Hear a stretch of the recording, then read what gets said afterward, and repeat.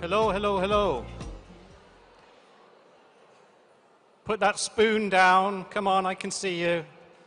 2 portions is fine, but 3 is a little bit too much. You'll have a meal in the evening as well, don't worry. There's no need to stock up now. Lunch was okay, yeah? I'm glad it turned out to be some proper food rather than just tea and biscuits, as I had feared. Here comes the podium. Right, the good news is I won't be taking care of the next panel. It'll be in the hands of someone who's far more capable than I am.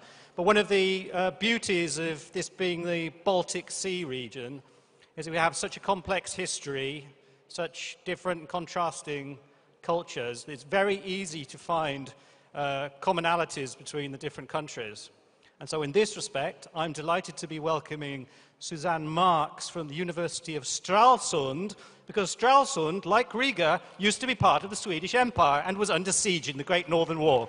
So now I will deliver you into Susanne's capable hands. Thank you very much, everyone. After lunch or coffee break, I hope you already had some good coffee to keep you up here, energized after these inspiring speeches this morning. I'm happy to welcome you on behalf of the Baltic Sea Tourism Center, and the logo of the center was already placed here throughout the morning, as you've probably seen. My name is Susanne Marx. I'm research associate at Stralsund University of Applied Sciences in Germany, and I've been working with tourism cooperation, international cooperation for the past 10 years. With projects, Baltic Museums projects, but also in developing the idea for the Baltic Sea Tourism Center as such. And this morning we heard very inspirational speeches, I think, and it came back to me that traveling is always inspiring. And in fact, this morning I had a little stroll from the hotel, 10 minutes, not really to the city center, just around the corner. And one small thing I noticed was that there was a crossing of streets, and I had never experienced before that all pedestrians had green at the same time. To me, in Germany, we always have one have green, so you walk there, then you wait at the next traffic light, you go to the other side. And here, obviously, it was that all were green at the same time, and people crossed all over the place, the big crossing. And in me, with knowing the system from home, I had still, although the opportunity was there, I couldn't take it right away. So I would like to invite you to open your minds what we see in traveling, to learn and to try new things when you see opportunities, and just do it. And when I walked a little further, just some 50 meters, I saw an agency saying, first I just saw a currency agency or something. And then I walked closer, and it was not such a traditional money exchange agency that I expected. It was a crypto money agency, only specialized on crypto money. So I thought, oh, really? There's so many new trends influencing how our traveling is impacted. And you can learn wherever you go and get this new inspiration.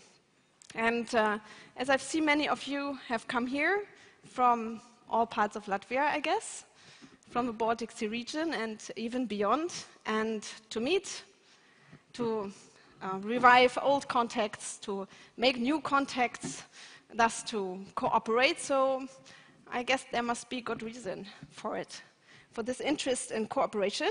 And this is what we will look at in the next 1.5 hours. Taking both a local scale, but also a broader global scale. So we will take, like Moa said this morning, we will change perspectives quite often here in this panel from geographical region point of view. And let me welcome now our 4 panelists. We will have here Beka Jakeli from the World Tourism Organization, UNWTO. Welcome, Beka. Please take a seat. Yes. Who will give us the global perspective. And we have Anders Bergström from Norden Association, who will enlighten us on strategic cooperation from a macro-regional point of view. So thank you. and Daria Akhutina from the Council of the Baltic Sea States, and on the contribution of Baltic Sea tourism on the UN Sustainable Development Goals. Thank you very much, Daria. Please take your seats. And Tobias Woitendorf of the Mecklenburg-Vorpommern Tourist Board. Welcome, Tobias. On concrete actions, I heard that today somewhere, what we can do for sustainable tourism cooperation in our region. Welcome. Okay. Have you ever seen pictures from the Earth taken from space? How it looks like a bit this morning. We had some in the presentation. I guess you all agree it looks round. Do you agree? Nowadays, not in medieval times, it's round. It's beautiful. I think it looks very beautiful. You can have a lot of different perspectives, as we heard, where the center of this beautiful ball is. And I guess you agree that there's lots of regions to discover. Small, big ones, remote ones, more center. That's a matter of perspective, of course. And it's all somehow connected. And let's take now our global lens, zoom out a little bit, to broaden our perspective and to see how we can make our region, this Baltic Sea region, to stand out and to contribute to sustainable tourism development. And Beka can help us with this perspective. He's the coordinator for member relations at the World Tourism Organization. I can start, yes? Yes. Okay. Thank you so much, Welcome. Susanne. I'll try my best to be concrete. I'll start with highlighting the global trends and then bringing example of the regional case and the recommendations, how the destinations should work together in order to be competitive globally. So today, tourism is the third bigger export earning category after fuel and chemicals, and it accounts for 10% of global GDP, 7% of world's exports, and 30% of services exports. So last year, 1.3 billion international visitors crossed international borders. And the destinations of our planet, so all the destinations, they received 1.3 trillion US dollar receipts. So you can imagine the scale of tourism, and every year it is becoming more and more important. So last year was the 8th consecutive year following the 2009 world financial and economic crisis of the sustained growth. And I would like to say that 3 factors mainly affected and led growth. Number 1 is recovery of destinations and countries suffering security problems, terrorist attacks. So these destinations recovered, and they have registered impressive growth. So destinations like Turkey, France, Egypt, and other destinations as well. Economic upswing resulting in strong outbound demand from major source markets of the world. And number 3 is strong recovery in demand from the emerging source markets like the Russian Federation and Brazil. So these 3 factors have affected a lot the growth of inbound tourism volume globally. Europe and Africa, these 2 regions are leading the growth. So Europe with 8.4% growth and Africa with 8.6% growth. Europe is number 1 inbound tourism destination today, receiving 672 million international visitors, while Africa is still rebounding from previous years, mainly North Africa. So, and Middle East just started rebounding. In terms of outbound market, Europe and Asia, and mainly Europe, is the main outbound region in the world. So Europe is number 1 inbound market, and Europe is number 1 outbound region as well, with almost half 50% of all international arrivals. And it is important to say that 80% of outbound travel from Europe and outbound travelers, they travel within Europe. It is important to say as well that 4 out of 5 visitors travel within their region. In terms of international expenditures, China and the United States are leading and are leaders in terms of international tourism expenditures. China last year, 257 billion US dollar Chinese visitors in different destinations of the world, followed by the United States and Germany. In terms of forecasting, I would like to say that by 2020, we will expect 1.4 billion international visitors, and by 2030, 1.8 billion international visitors. So, the number of international tourist arrivals will be increased from 1.3 to 1.8 billion visitors. Impressive in the coming 12 years. But we have to underline one important thing, that the issue of over-tourism will become more actual and important for many destinations. And in this regard, I would say that the coordinated and integrated sustainable tourism policies will be important for destinations to grow in the long run.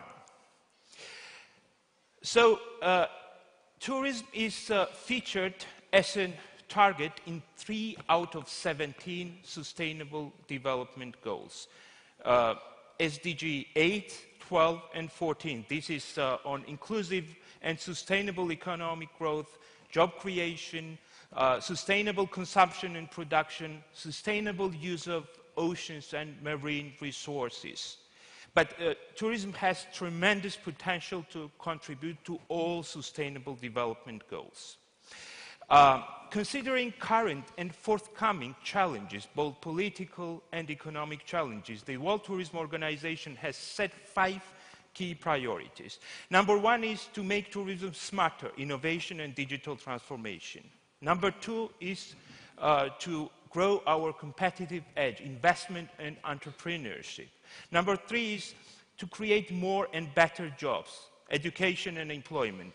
Number 4 is to build resilience and facilitate travel, safe, secure and seamless travel. And number 5 is very important as well. This is to protect our heritage, social, cultural and environmental sustainability. So, I'd like to bring to your attention 3 different regional cases. Apart from Baltic Sea region, I would like to speak about Caribbean and about Danube regions, because these are quite different regions. I would like to speak about success factors as well as on challenges and opportunities. Caribbean region, if we compare 2017 to 10, 7 years. So the number of visitors, international visitors in the Caribbean has increased from 20 to 26 million international visitors. And the market share of this region is 12% of all arrivals of the Americas. Mainly Dominican Republic, Cuba and Jamaica led growth. But I would like to just highlight what is the success factors of this region. They made impressive progress with regard to travel facilitation, visa facilitation, increased air connectivity within the region and with long-haul destinations, good overseas marketing, adapting new technological tools, new marketing and promotional tools to promote Caribbean region.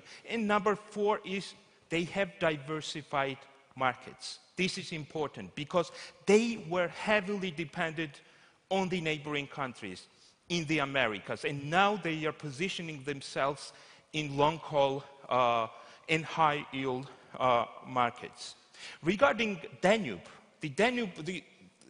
in 2010, 109 international travelers In 2017, 145 million international travelers, market share 22%. But Danube is a different region. We need to, of course, Danube has gained a lot of visibility as a brand. But we need more consolidated actions in order to increase awareness of Danube as a tourism destination. Because Danube today, what is Danube? 9 EU countries and 5 non-EU countries. And the challenges, the international, especially long-haul travelers, and these long-haul travelers are high-yield markets. I have to underline, this is important. They are facing some problems regarding visa facilitation. When Chinese, Japanese travelers want to visit this region and several destinations, and they want this multi-destination offer, they don't want to face visa problems. They need visa kind of facilitation. That is why it is important just that the governments invest and governments consolidate their efforts to work closely and identify the problem. Regarding Baltic Sea, so over the past 7 years, the number of international visitors have been increased from 83 to 109 million international visitors. So, despite challenges, the Baltic Sea region, grows sustainably. But I would like just to highlight the same issues, because more or less Baltic Sea and Danube region are facing the similar problems, that the visa facilitation and connectivities, that the countries, the destinations, they have to have the approach in the framework of multi-destination offer. The travelers from Canada, United States, China, Japan, other markets, when they visit, they want to visit and travel in several destinations. So it is important to take into account visa facilitation, connectivity, joint tourism product, joint marketing in long-haul and high-yield markets. And one of the important factors here is sharing of experiences, because Baltic Sea region consists of developed and developing economy destinations, and it is important that to share experiences. And this is the last slide. What should be the long-term vision? How destinations in the long-term period should compete? Number one is that still many tourism industry stakeholders all around the world, they think that, sustainability and competitiveness, they are enemies. And so they are to, no, I would like to firmly say that today, taking into account the challenges our planet is facing, I would like to say that the sustainability is competitiveness, and sustainability will ensure competitiveness of all destinations in the long-term period. And it is important to have integrated and coordinated sustainable policies and forecasting as well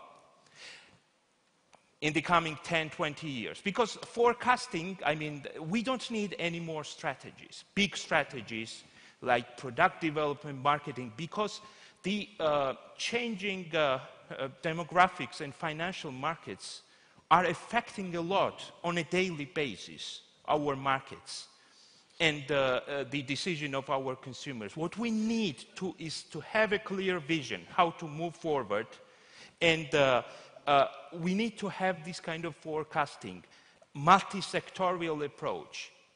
Not only just to forecast how many visitors will visit our destinations in 10 or 20 years, how many jobs will be created. This is important.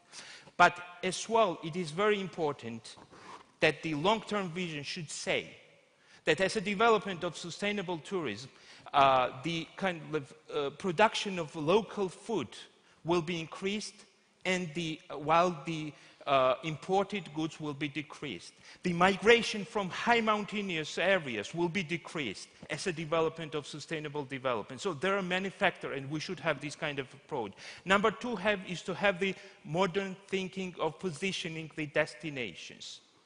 Because today,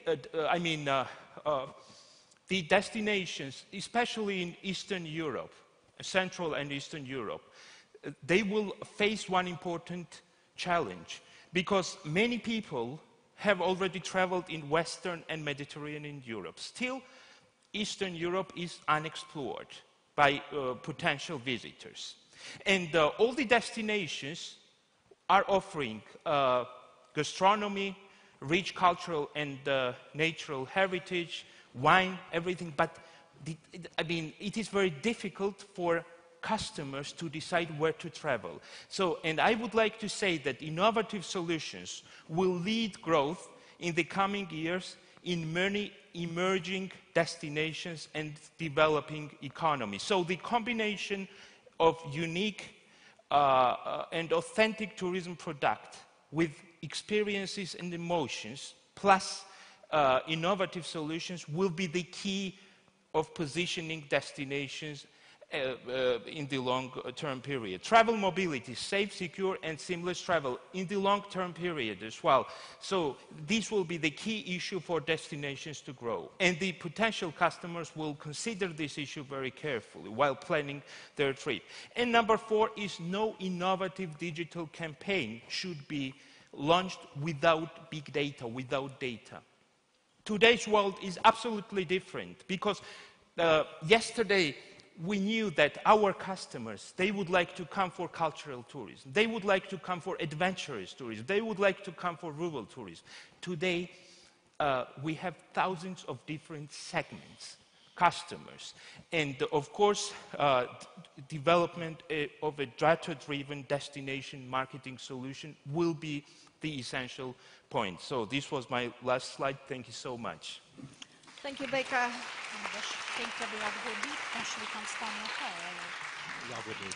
Thank you, Beka. I like this point, and we'll come back to it later. Sustainability is competitiveness. I think we can discuss a little bit about that later. Now, having this global view on our region from a person coming from Georgia, working in Madrid and looking to our region, we will now move to someone who really knows our region from the inside out and has been working with the Baltic Sea cooperation since 1991, if I am right. And and what I really like about our next speaker, that he called something, the macro-regional strategy that we have for the Baltic Sea region, a laboratory for a new Europe. And I personally feel that, of course, I'm from here. I love the region, and for me it stands out. It's the center of my world. But the region also stands out for another point.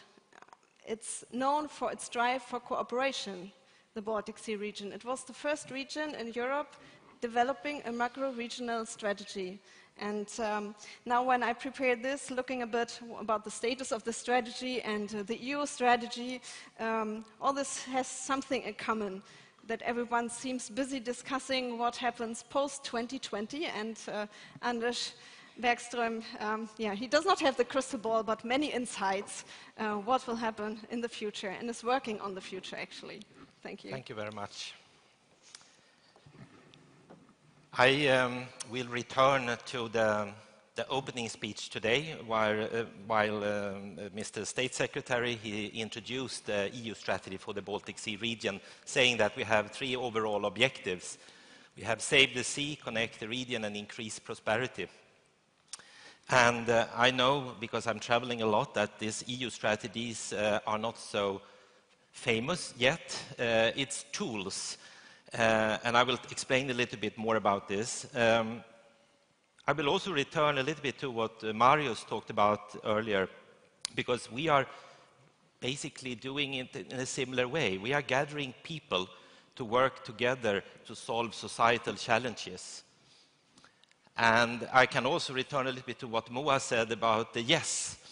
We say also yes, because when we started, we got 3 no's, because they said that we are not going to get any specific funding, so no funding extra for this, and we have also no new legislation and no new institutions. But for us, this is very much yes, yes to work with the funding that we have, and yes to work with the institutions and try to integrate together. And integrate is very much the word when we talk about this, because as you know, we have a lot of challenges in Europe today.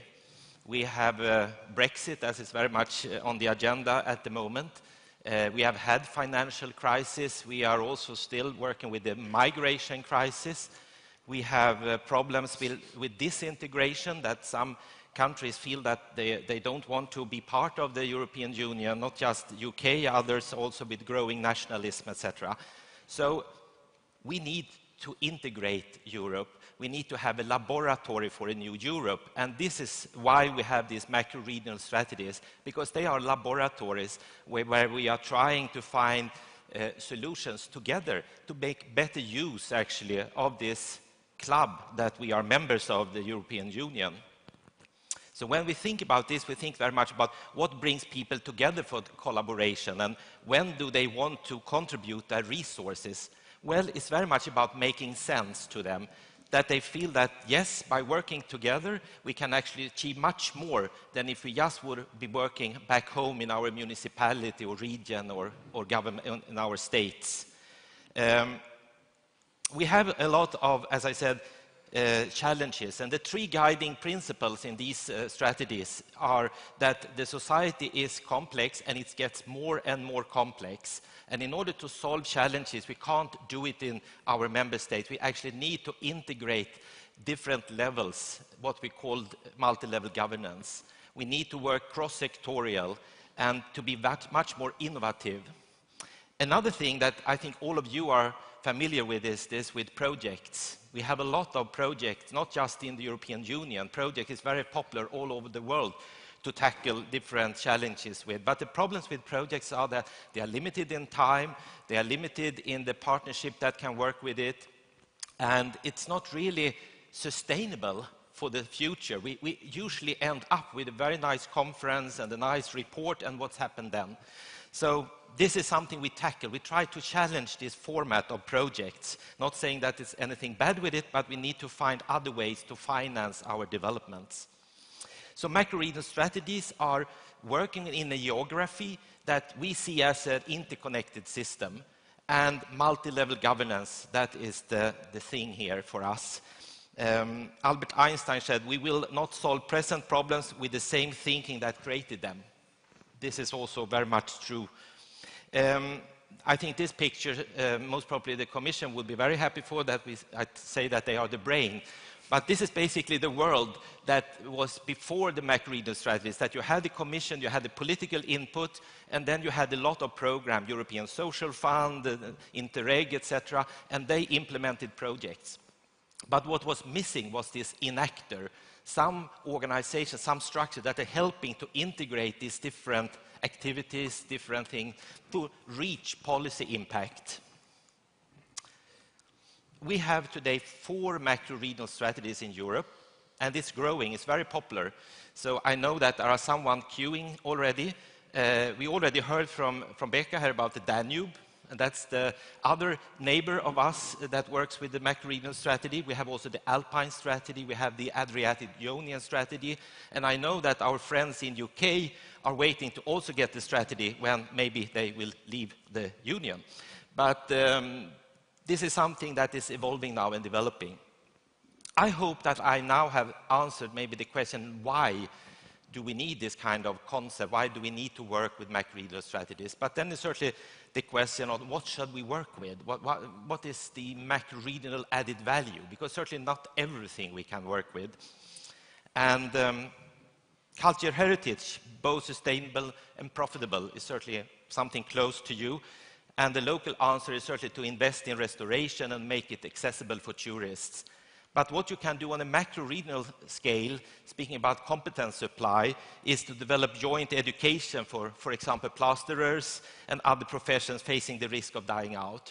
And this is what we do today. So these are examples from the strategy. Working with international competitiveness among SMEs, we are building these innovation clusters in our regions. But what can we do on a macro-regional level? Well, we can actually develop joint educations for these to be cluster managers, because it doesn't matter if you are a cluster manager in Latvia or in Sweden. And more examples is certainly to have joint education for professions in the tourism industry, or to work with joint marketing on the world market, for example, with the cruising industry that we have in the region. But you have many more examples, certainly, in this room. So we have an action plan, and we are working with this. But what is very much the question, I think, now is, how are we doing this then? We have no money. How do we work? So the modus operandi is flagships. This is what I said that is similar to Mario's, because we are gathering actors, people, stakeholders in processes. We call them flagships. And these stakeholders, they are working together on different challenges or opportunities, certainly. It's not just challenges. And we work with projects still, but we also work with platforms and other formats. And I will take one example that's about early school leaving and the group of NEET, not in employment, education, training. This is a big problem in Europe, that we have a lot high youth unemployment. And here we have a structure of such a flagship, where you have a flagship leader, you have different platforms, and you work with co-creation. And I will explain how this works, because this is the engine of these flagships. This is where we gather stakeholders to work together, cross-sectorial, cross borders. So you can see around this table that you have public authorities, you have regional organizations, you have NGOs, etc., working with joint problems. And the idea with this is that we facilitate this process together with the participants, and that we feed in best practice into this. And they deliver policy recommendations and new methods. So this is something that is a laboratory, you can say, testing something new. Because these people sitting around the table, they are not project employees. They are not working with projects. They are actually working with their own salaries in their organization, pay their travels themselves, because they realize that it's better to work together than alone in your own city with the problems. So policy impact is what we're striving for. Projects is good, but flagships is even better. So what can we expect from the future? Well, we are going to develop a new action plan in this EU strategy for the Baltic Sea region, and you are welcome to be part of this, because it's definitely so that we need good ideas to feed into this. My colleagues are here from policy area tourism, and it's idea now to bring in ideas from stakeholders. What should be the focus for the next action plan that will be adopted in the end of next year? And it will be very much, and I would say also that these action plans are usually 3 years or 4 years, so it's rather agile, so we can change it and adopt it to the changes we have. We will continue to work on this modus operandi with these flagships and developing in this laboratory new models to work in Europe, and also to invite more of policymakers, work closer to politicians with what we are doing. We work with alignment of policies, because certainly you are developing policies in Latvia, for example, that we don't know about in Sweden, and can we make sure that good ideas are used better, so we are not reinventing the wheels. And alignment of funding. And this is very, very important, certainly, because, as I said, there's no new funding for us, and Interreg is the main funding source so far for most of the macro-regional strategies, but all of us know that Interreg is quite limited funding, and what we see now is certainly that a competitive situation is that it's rather difficult now to get funding from the transnational program. And what we see now in the budget for the next multi-annual financial framework is that it will be less money for the cohesion policy, and that will also lead to less money for the transnational Interreg programs. But what we also see is that what's coming, and what I think is important that you also, if you believe in transnational cooperation, is pushing for in your countries, in your organization, is that we allow for more of transnational cooperation in other programs, like, for example, the Regional Development Fund, that is also used a lot for tourism in the member states, but not so much for the transnational cooperation. And this is an opportunity to not just use the Interreg, but all the other possible funding sources. We have Erasmus+, we have others that you can use also. So, I think that was Thank you very much. it. Thank you. I take that for the time being. So now we've had a global lens and now the macro-regional glasses, so to say, and now I want to move to progressive glasses. I don't know if you know that, some glasses that have one perspective up here and one perspective more down here. They are very difficult to wear, I learned. I don't have them yet, but it was promised to me I will wear them in the future. And I have someone here who can help us, this progressive lens of both looking from a global perspective, but translating it down to a local level. Daria Akhutina, she works for a senior advisor for the Council of the Baltic Sea States. And this council is a political forum, and on its website it says, it politically and practically translates global agreements into regional actions on the ground. And one of these global agreements are these UN Sustainable Development Goals, and I'm happy to learn more about that. Thank you very much. I'm very much pleased to be here and to deliver greetings to the participants of the Baltic Sea Tourist Forum here in Riga on behalf of the Council of the Baltic Sea States, intergovernmental organization which unites all countries of the Baltic Sea region. It's some discourse, it's some another shape of but I can dance a little bit later today. I will yeah. Okay. Thank you. So it unites countries both geographically but also ethnically belonging to the Baltic Sea region. And I'm especially happy to be here since CBSS is chaired currently by Latvia, so we enjoy Latvian presidency in the Council. So it's a very, very diverse composition of both member states you see here, but also observer states. The Council established 1992, currently enjoys the very picturesque and diverse landscape of strategic partners. And you can see here many of them active actors of the tourism branch as well as the Arctic region and Northern Dimension partnership on culture is very much active, supporting creative industries and cultural destinations in the region, and many, many others. We are operating currently within 3 long-term priorities. You see them here. It's a regional identity, sustainable and prosperous region, and safe and secure region. And despite the tourism is rightly placed under sustainable and prosperous region, you see that all 3 long-term priorities very much interlinked and very much supporting the tourism branch in general. The Council of the Baltic Sea States currently and its Secretariat is very much active in EU strategy for Baltic Sea region as it coordinates the policy area secure, but also 2 horizontal actions, which are the action climate and horizontal action neighbors, which is very much about cooperation of EU and non-EU member states, but which is also active in the common tourist destination of the Baltic Sea region. Currently, we have the following issues under the Sustainable and Prosperous Region portfolio, and it's a maritime economy, it's Sustainable Development Goals, Unit 2030. It's, as I mentioned, HA Climate, Baltic Sea Labour Forum, Science, Research, Innovation Agenda, Tourism, and HA Neighbours.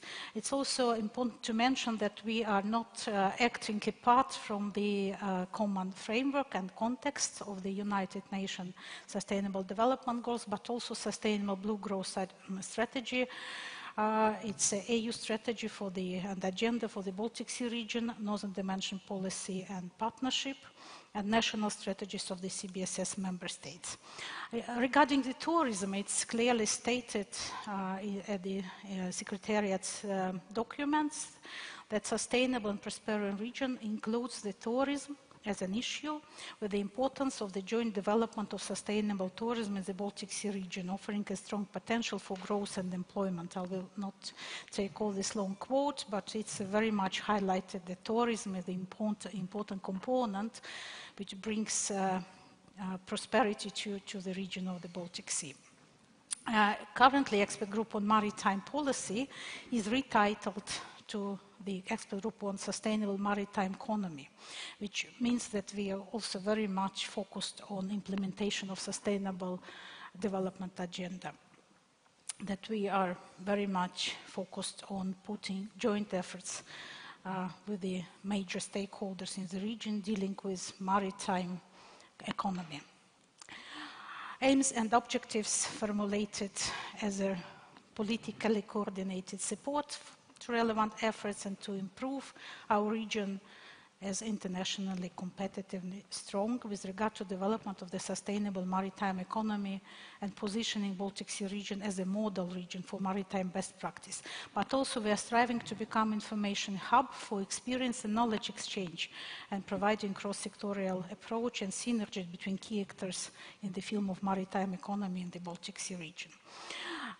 Expert Group on Sustainable Maritime Economy is very much focusing on cross-sectorial approach, since it's not possible to implement any of goals without having the cross-sectorial approach. It concerns all branches, but in maritime economy it's really crucial to put together academia, governments, but also businesses. It's not easy to really to make businesses to use the green technologies worked out by our research institutions, and it's not so easy to convince them that it can be profitable to be environmental friendly for businesses. That's why we have reshaped the classic format of CBSS expert groups, and it's not anymore only the expert group which belongs to ministries, but it's also wider range of participation from businesses and academia. Of course, we are striving very much for synergies, as I already mentioned, with all existing strategies and in all formats. Swedish presidency of the expert group focused very much on solutions, for sustainable development goal number 14, which is about maritime issues, but the challenge was, and the question which Swedish presidency put forward is how to measure what indicators can be found to measure the implementation of this sustainable development goal. And the Swedish perspective is very much based on the Swedish National Maritime Strategy, and I like very much the motto of it, is a strategy for people, jobs and the environment, which is very much belongs to the sustainable tourism issue, as it lies on 3 legs of sustainability, as it's mentioned here, social, economic and environmental. Now, as I mentioned, we have a Latvian presidency both in whole CBSS, but in maritime group, and the priority of Latvian presidency is the development and implementation of sustainable maritime policy in direction of cooperation between small and medium-sized ports. And this is a very much also anchored to the blue growth agenda of the EU and DG Mare. It concerns field of securing cooperation of small and medium ports, and also it's the background of this decision to focus on these priorities to support the innovative manner of dealing businesses for small and medium-sized ports in the Baltic Sea region. It's maybe not that much challenging for bigger ports to find investments for their activity and for new green solutions and technologies, but for small and medium-sized ports in the region, it's really a challenge to find a good financial support to be developed in this direction, which is quite necessary for all actors in terms of digitalization and automatization of the maritime economy.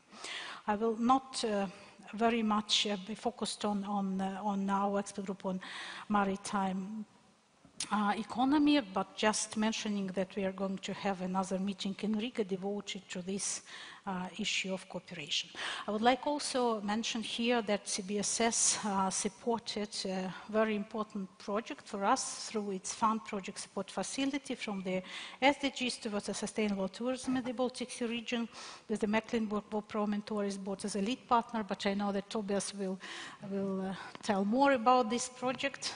Thus, I have tried to make some comprehensive approach. In my presentation, also united with our Baltic 2030 unit in CBSS, which adopted an action plan. It was formulated and endorsed by the CBSS member states ministries in June 2017, where it stated that tourism plays a central role in the implementation of 2030 agenda and sustainable development goals. It's mentioned in, also Beka pointed out that it's mentioned in many sustainable development goals. Of course, it's very much about economic growth and creation of job opportunities. And here I would also like to mention that the tourist branch is unique as it's very much attractive as a labor market both for younger generation but also for the aging labor force. And we are currently in Baltic Sea region really facing challenges with demographic change.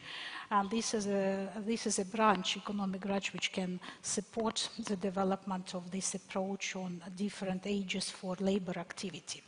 SDG number 12 and 14, it's very much related to the maritime issues, but of course it's all in all 11 sustainable development goals where it was a direct impact found for the sustainable tourism, but it's rightly mentioned that basically all 17 goals have a part or component of tourism branch.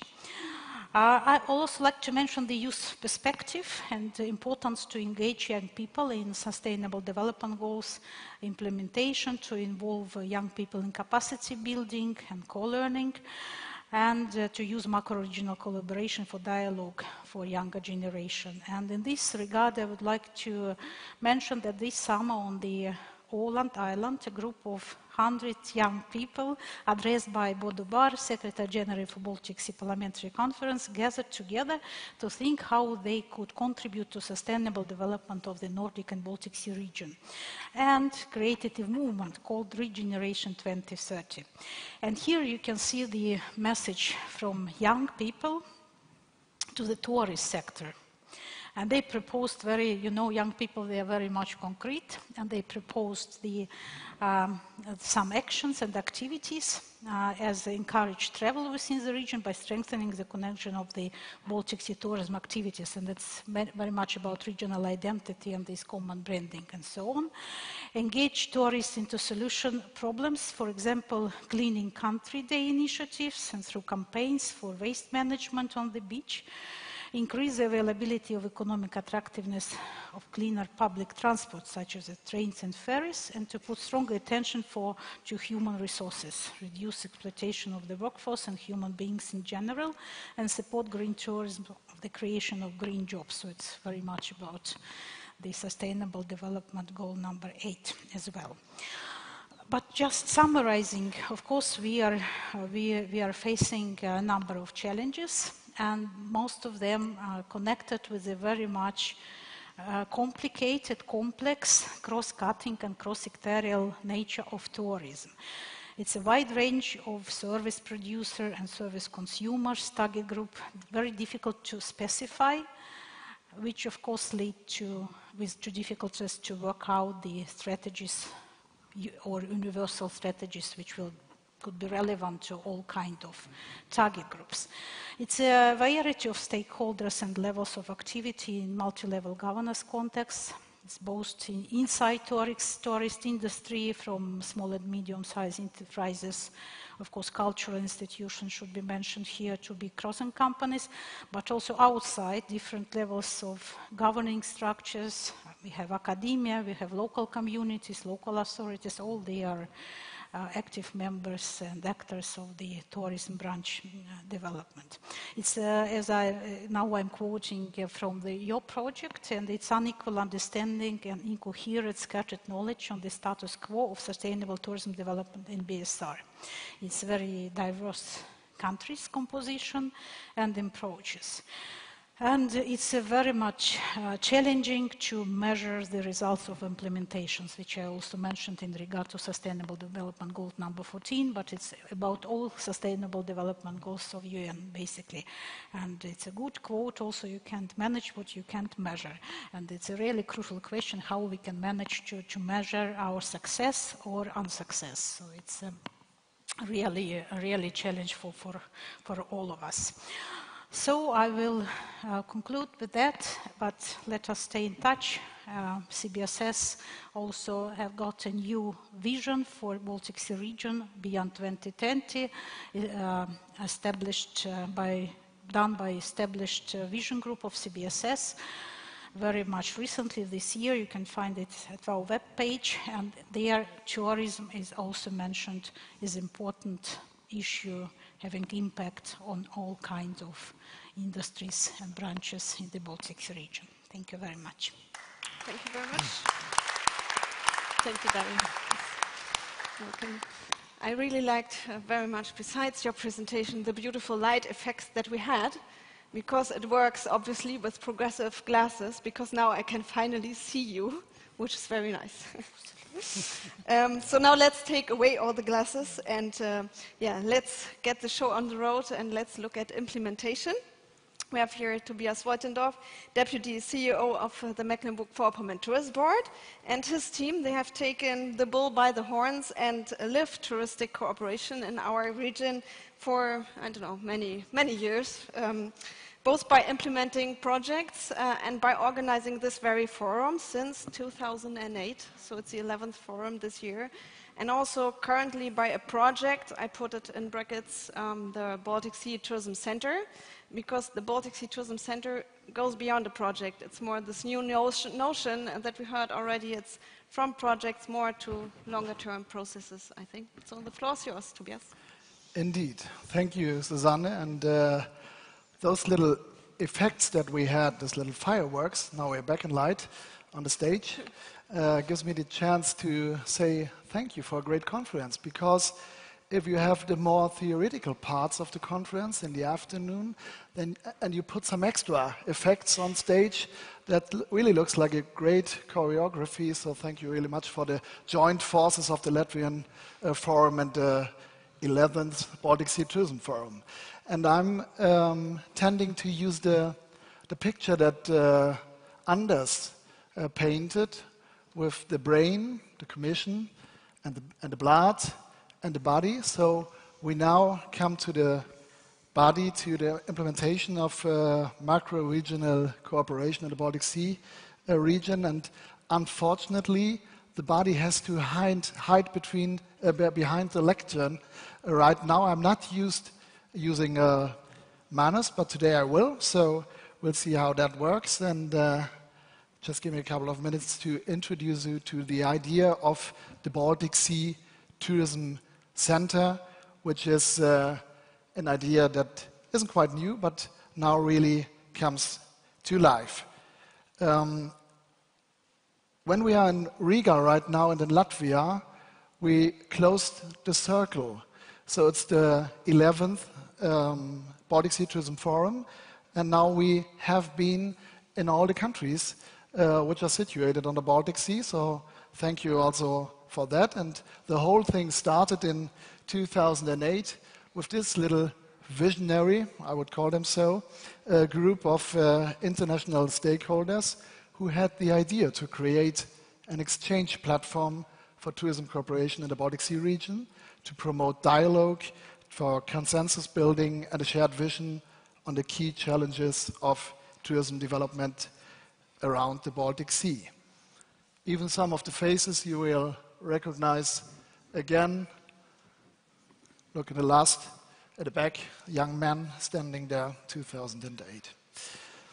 The expected, no, It's difficult with the manners. That was 10 years ago. But soon we noticed that this forum, that this platform was no longer sufficient to meet the increasing demands of the sector on macro-regional level. We had many challenges, and we identified challenges that do not stop at political borders and have considerable effects, more or less, on the entire Baltic Sea regions.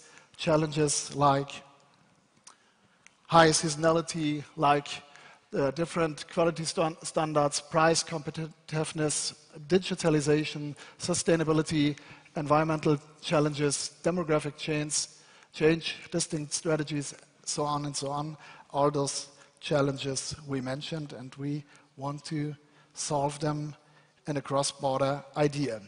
Beka, he mentioned the increase of numbers of tourists and international arrivals.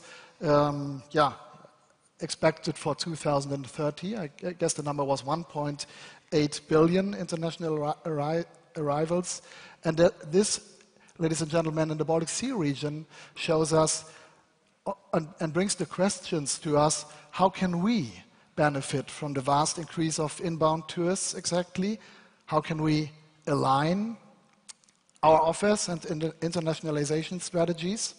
And how can we reduce predictable negative impacts of growing tourism flows? There's only 3 questions of many that need to be discussed in an international context. I guess this is the right chart. Moreover, the other macro regions in Europe, we've heard about Danube and Adriatic Ionian region, and worldwide, already courting successfully the favor of international travelers. They build strategies and strategic alliances to join forces. And in a way, in this regard, the Baltic Sea region is lagging behind a little bit. So we have the opportunity and we have the challenge to do more things together. Local and regional strategies cannot always counter the global development. Change perspective, that's what we heard in the morning. There's a distinct need to break new ground for the Baltic Sea region, and obviously it's not always as easy as it seems. When we started 10 years ago, we aimed at developing the Baltic Sea region as a common tourism destination. High goal. The idea was relatively clear. The road level, the goal straight ahead, and a small gradient, or as we might say, a constant slight headwind, seemed easy to overcome. But when you start cooperating on international level, you will quickly learn how interesting and enriching, but also unexpected and difficult the exchange across borders can be. Lack of experiences of necessary resources, geographical distances, diversities in culture, language, long-standing patterns, like in Scandinavia, changing responsibilities and people, and so on and so on. So we soon realized that our task would be to find ways to convince potential partners on how beneficial a continuous international engagement in the Baltic Sea region can be. We, the stakeholders of the Baltic Sea regions, now have 3 options. First, we can lean back and wait what a future holds to us, wait until 2030 maybe. Second, we follow the beaten track and do what we did the whole time and all the years, trying to stand the obstacles in a traditional way. Or third, we are smarter than the other regions and the rest and find ways to bypass some of the barriers and catch up some meters already lost compared to other microregions like we have heard before.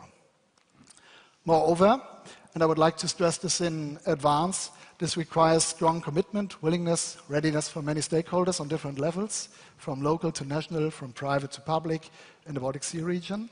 And as mentioned earlier, we recognized very soon that an international conference like the Baltic Sea Tourism Forum alone would not be enough to meet the vast requirements of the sector. The idea to establish a center of expertise called Baltic Sea Tourism Center was born quite fast, and with that we tried to develop a concept for permanent tourism cooperation in the Baltic Sea region. So the aim is to establish with the BSTC, the Baltic Sea Tourism Center, the leading center, as I mentioned, of expertise for improved communication and cooperation in tourism at macro-regional level. And as you can read here, associating the key tourism stakeholders, voicing jointly the interests of the tourism sector and promoting sustainable and competitive tourism in the Baltic Sea region. Thereby, the center addresses, among others, management and marketing organizations, tourism industry associations, academic or research institutions, public administrations, and political representatives, and of course, transnational organizations too, and call them for joint action. But what is in for those who like to join forces? The benefits of a more sustainable collaboration would be joint lobbying, and ladies and gentlemen, I would say this is one of the most important tasks of the center, as unified lobby work is not currently taking in the Baltic Sea region. It would support the sector, especially in view, Anders and Beka, of the next funding period. Moreover, it provides access to data, trends, knowledge, and best practices as basis for projects, products, and decisions. Thirdly, provides trainings, builds capacity in the fields of product development, internationalization, sustainability, and so on. And it enhances the visibility on the global tourism market. The core competences of the Baltic Sea Tourism Center were clustered and subscribed as partnerships, insights, and skills. And the first competence, partnerships, aims to provide connections to BSR tourism stakeholders, and it secures the implementation of the Baltic Sea Tourism Forum. Connection in this case also refers to stakeholders from other policy areas and sectors like culture, transport, education, innovation, as well as politics inside and outside the Baltic Sea region. The second competence, insights, is closely connected to the other competences and aims at researching, unlocking, and providing knowledge, data, and benchmarking possibilities to tourism stakeholders. The third competence, skills, aims at improving skills and competences of BSR tourism stakeholders. This refers especially, I think I'm too far right now with the chart, this refers especially to the dissemination of up-to-date knowledge with a relevance for tourism and its future development among stakeholders. So specific topics will, for instance, include product development, digitalization, sustainability, and internationalization again. To reach our aim to establish the Baltic Sea Tourism Center as the leading center, we need both a well-settled structure and committed partners that will support it. For this purpose, we have chosen a parallel process in the sense of a strategic and an operational approach to further develop the center. At strategic level, we follow the idea to create a European grouping of territorial cooperation, short EGTC. I don't know if you've heard about that. It's a relatively young EU instrument, and it's designed to facilitate cooperation groupings across Europe. Equipped with a legal personality, it enables public authorities from different member states to team up and to deliver joint services. This rather comprehensive approach requires intense preparation. It might take a year. We just started. And time for implementation before we can report first results. So we will see how that works. In order to deliver results a little bit faster, we have already started to work on pilot services, and on operational level, we created and founded 4 expert groups that have been launched to indicate the capability and willingness of the sector to cooperate on a permanent basis across borders.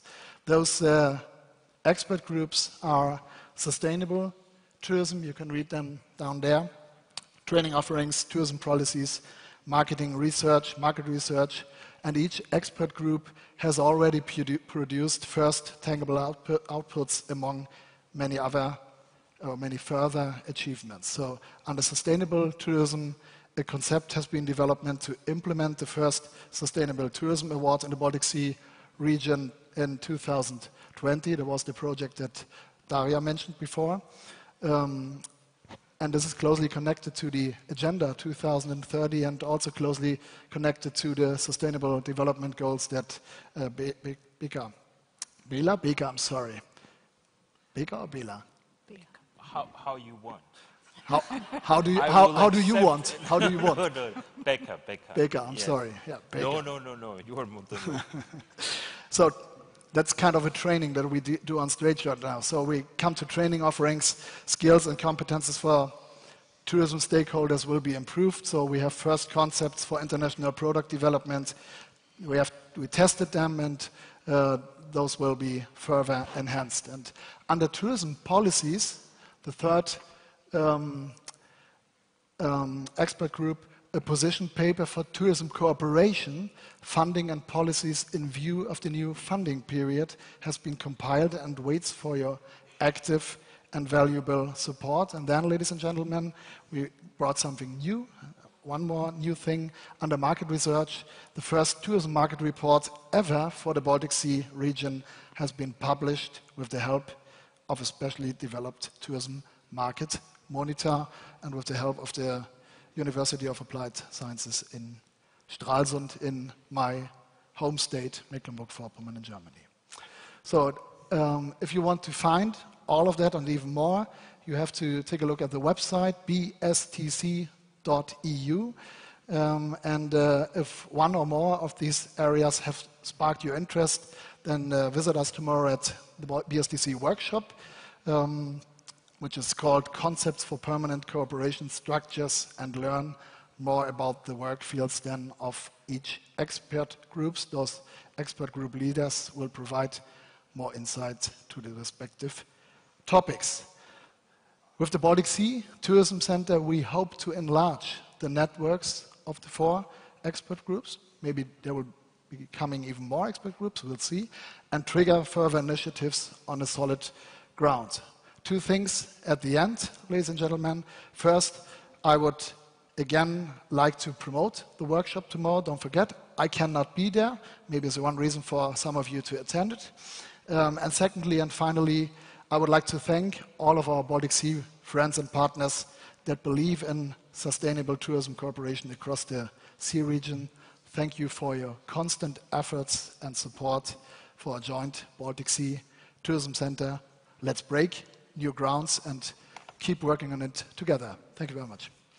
Thank you. Thank you very much. So thank you very much to all our speakers. Now we open up, we go into a little more discussion for the remaining roughly 20 minutes. And you can also use the Slido that you used before. Maybe you already did that. Okay, there are some questions already on that I will address. Let's start with that, your questions from the audience. So the first one is addressing the international arrivals. How do they actually arrive, and how does that probably relate to sustainability? And that's also one question that I noted for myself, like that we say it's growing, the international arrivals are growing, and we see it as a success that it's growing. How does that relate to sustainability? Maybe I can address this to you, Beka, first. Sustainable Development Goals. Yes. Yeah. Okay. Can I speak about the platform, what we created? As yes? well. Yes, please. Okay. In 2015, the governments of all the states of our planet agreed on Universal Agenda 2030.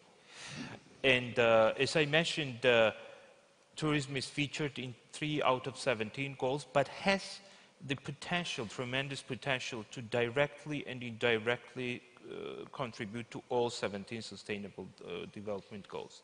What we are doing now as a United Nations organization is we have created an online platform, the space, where governments, public organizations, international organizations, donor organizations, private sector, academia, so all the stakeholders, they can just go to this website, and there are different kind of fields, you know, like research, training, so they can submit all kind of documents. What we are doing, we are gathering all kind of documents. We want to take into account all the opinions of the different stakeholders, because one important thing, what we are doing now is that actively advocating for the inclusion of tourism as a priority in national, regional and international agendas, because still, I mean, we here are the, I mean, majority of audience from the Baltic Sea region. So the governments of your countries clearly understand the importance of tourism for national economies. But there are many, not many, but some governments who don't understand. That's still true. So our aim is just that to promote tourism and to promote the development of sustainable and responsible tourism, and to tell governments that their sustainable approach, their approach to the sustainable development of tourism will bring long-term benefits on national, regional and local levels in their countries. Okay. Yeah, I have looked before this on this platform. I really recommend looking at it. T4SDG. I don't remember the full name at this point, but I guess we can provide it. And giving, support for all of these UN Sustainable Development Goals, what tourism could contribute. Coming back to the question from the audience, if we look at international tourism, often flights are involved, which was not separately shown in your statistics. How does overseas tourism really relate to sustainable and environmentally friendly tourism? The second question, yes? Yes. So yeah, I mean, majority of, trips are conducted by plane. So international, of course, and land, of course, by cars. But plane by plane and air connectivity is number one in this kind of breakdown.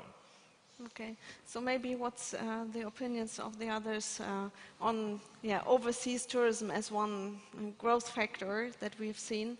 How does that relate to sustainable goals in tourism? Daria, maybe? Yeah, but as it was mentioned already, of course, tourism is a part of sustainable development goals, but it's a number of questions. I just wonder if we could tackle, because they are very much maybe concentrate on the airplane issue. Yeah, so I'm fully agree with what Beka mentioned in this regard. So no. Okay. Any other comments? Okay, good. So let's move on. Daria, and there's one question especially addressed to you.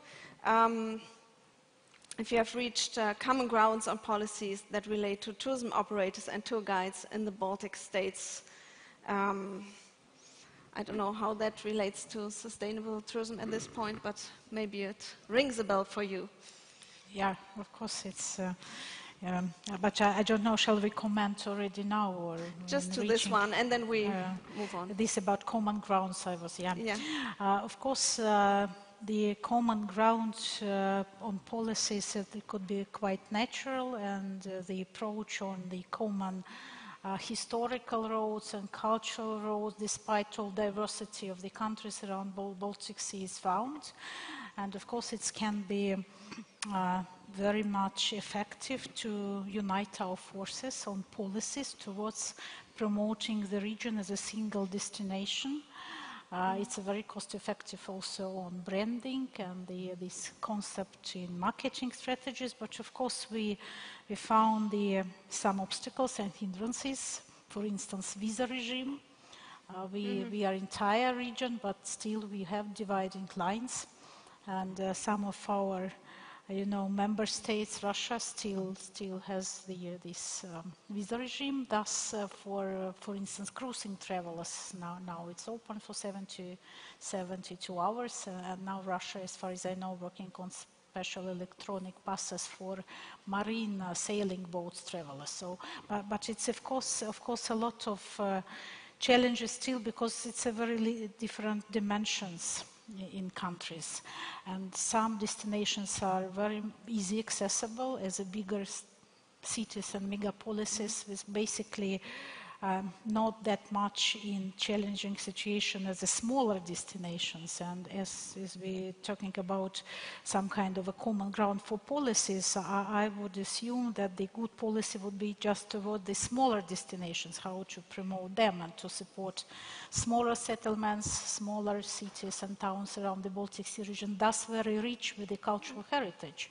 And that could be this ground for common policy. But if we already reached it, it's on agenda, because it's very much connected with sustainable development goals, but also with the whole long-term priority of the sustainable prosperous region, but also regional identity, tourism, and this common destinations contributing a lot to the building of regional identity. So it's okay.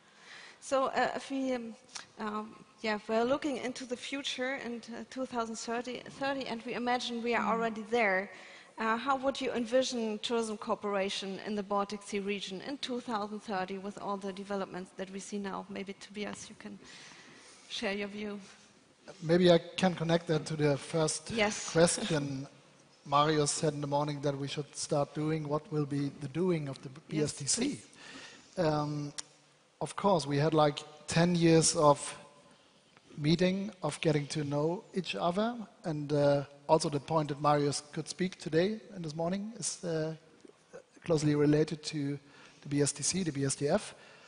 But now I think in the sense of the perspective for 2030, we should try to put efforts on really get the whole program and funding perspective and area more pragmatic. I mean, we are kind of really, some of us depend on this EU money, and yesterday I heard an interesting number of Anders. He mentioned that only 2.5% of the EU money is spent in transnational or macro-regional structures and projects and processes, which means that the most money went back to the national states, and I think that really is a task for all of us to put more effort on transnational, macro-regional structures, and I think we need a structure like the BSTC for that, because just by doing you will not have and reach coordination. I think you have to have a structure which does lobbying, which puts the Baltic Sea region on the map in Brussels too, which allows capacity building, which offers trainings, which gives benchmarks for like the comparison of regions, and which at the end gives the platform for exchange and for great statements and things that Marius did in the morning. So I think it's about doing, of course, and sitting on a conference. Everybody would like to go out and do, but I think we now have to have the chance to do it more pragmatic and really say it's the Baltic Sea Tourism Center and it's the Baltic Sustainability Tourism Center. So let's really concentrate and focus on quality and these sustainable things. I'm a little bit sad about that the only real connection or connected tourism sector in the Baltic Sea is the cruise sector, which in terms of sustainability and so on is kind of, there's some questions behind that. So I would encourage us to find more fields of cooperation until 2030 to say, this is the Baltic Sea region, this is the Baltic sustainability region, and we work together on a good level. If we then conclude in 2030 that we no longer need a structure like the BSTC, we can skip it and use the other networks, but I think now, at the moment, we really need a structure like that. Yeah. And I understood also that you also already started with pilot actions in this center, and that some of them will be presented tomorrow. Is that correct? So it's an invitation again to all of you to participate tomorrow and get some first results, like the market report, things like that, that are already available. And but it's a process, yeah. It's also what we heard from Anders, that the understanding of time-limited projects makes sense for a certain point of view, bringing people together. But then, in the longer sense, we need other things, structures. What kind of imagination would you have, Anders, for 2030? If you have all this power of the world, how could sustainable tourism cooperation look like in 2030? Well, we have a very long history of close cooperation in the Baltic Sea region, and we have been separated for some years, but we are now reconnecting. So I think that we have a lot of strength in further developing this relation, first of all. And then I would say that we need to, I wouldn't say that we need new structures, but I think primarily we need to integrate the transnational cooperation into our daily work. We need to, if you are working in a municipality, if you are working in an organization, in a company, you should always consider this transnational perspective. That it is important to bring in. And here we have this advantage in the Baltic Sea region with all these networks. I think we have 600 organizations in the Baltic Sea region that are working in the region, 600 different types, from carpenter organization to political organization, a lot of structures. We can make much better use of this. As actually, we have these relations, we have this, I would say, values very much in common, and history in common. So I would say that if we in 2030 don't need EU funding to actually working together, but actually can use our normal budgets that we have in our organization to realize that maybe it's better to work with our neighbors than to just sit back home in the office. So have it integrated the transnational more normally, I would say. Yes, and take it from a specific step to something that is everyday life, I would say. How do we get there? What do you think? That's why we have the macro-regional strategies. I mean, we are a laboratory, as I said. I mean, we are testing now how can we reintegrate, I would say, Europe again. We have to work much more together in this club of the European Union. We are having the budgets in common now. We are working on negotiating the budgets. And then, as we heard now, most of the budgets are spent in the member states, and just 2.5% is spent to actually work with our neighbors. So I think we can start there to see that when we now negotiate the new operational programs that all of us are going to do now in the member states next year, we should think that maybe there is something to learn from neighbors, or maybe I can share something with neighbors.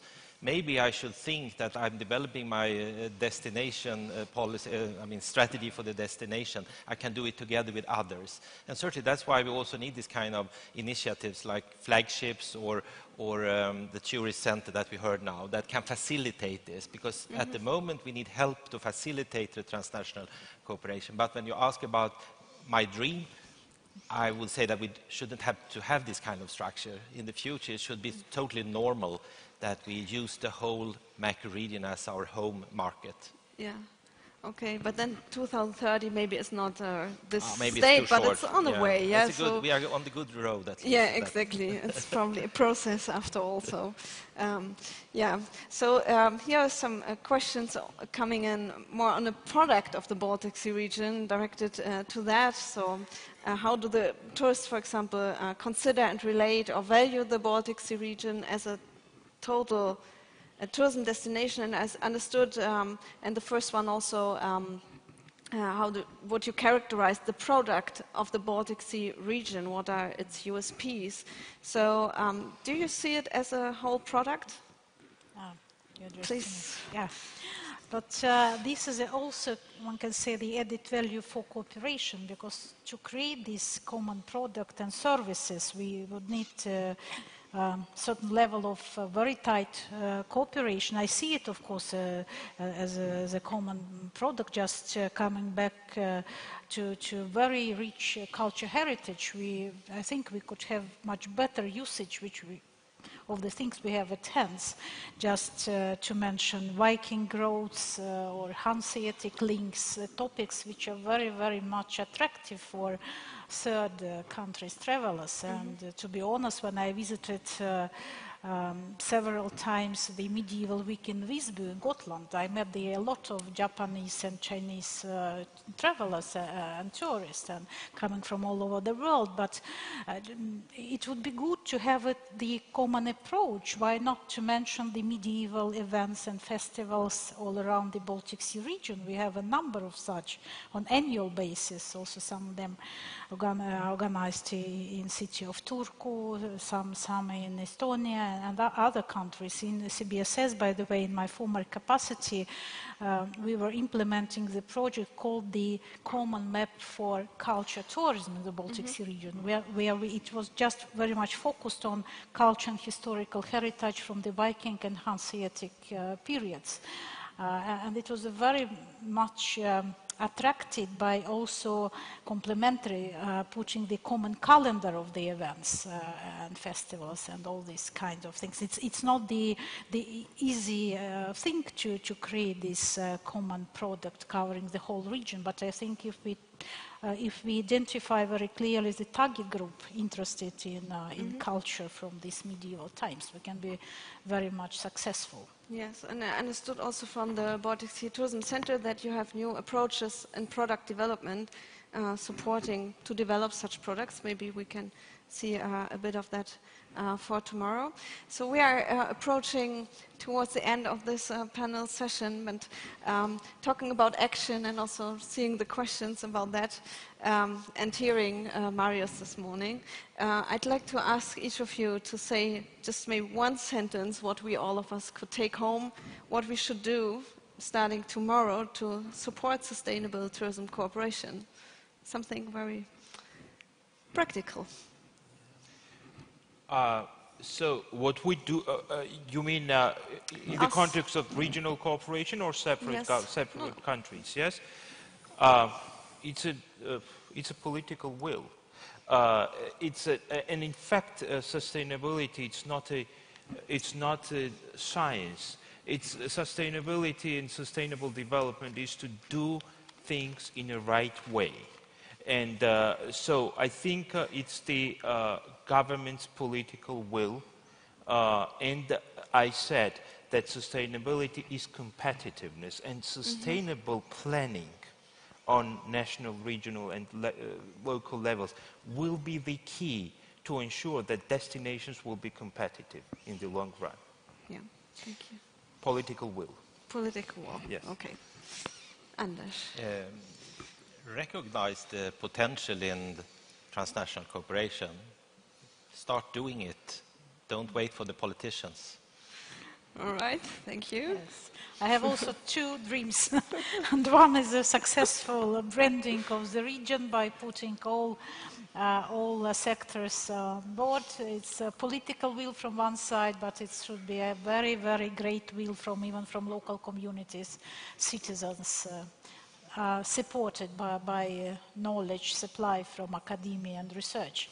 So the second dream is basically, we could think, complementary to Baltic Sea Tourism Center, kind of having some kind of a summer school or courses on sustainable tourism development in the Baltic Sea region, available for all levels of stakeholders to attend. And that could be, and maybe complementary to this, to have some kind of a quality mark for the Baltic Sea region, maybe some additional to green key or whatever, which will be labeled that here in this region, it's a model region for sustainable tourism. All right. Thank you very much, Tobias. Yeah, that's easy for me today. My point has to be support the BSTC, the Baltic Sea Tourism Center, to make the Baltic Sea region not a good practice, but the best practice for transnational cooperation and sustainability and quality, get rid of the number of growth and the concentration on that. Okay, thank you. Very good final words. So I would like to thank now all our panelists here for your presentations, for your discussion, and actually for your work, for your everyday work in this area of sustainable tourism. So thank you very much. And thank you, dear participants, for your questions, which we could only address partly, but I hope we have covered some of them. And please feel invited for tomorrow's workshops for the BSTC, where you can make your first step maybe to join one of the expert groups. This is a way now to engage in this process.